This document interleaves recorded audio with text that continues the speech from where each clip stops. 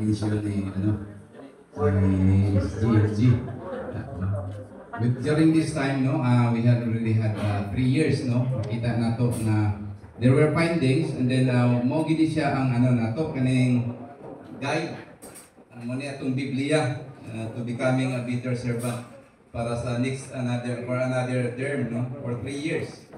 And by looking at this, doon natay 65 ka law, which is murag okay na, but we will not just let this kinahanglan gyapon nato ni i-observe, and we will be siguro dili man siya okay na, pero we could do more, para lang ali kay nakita na ko diri kaning sa economic nato, part sa economics sa social services kaning ang mga sa atong mga co-ops, Ma'am Merly, I really am dito sa dire sa ato ang mga co-ops nag-loan pero dili kayo ta productive kalipod sa atong mga business sectors wa kay na to ma-address, pero nag okay na siya, pero we have to do better.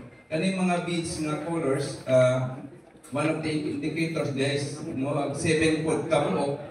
And then kaning pula nga we have to focus on this, labi na diri sa youth, the future generation, the next generation. Ma'am,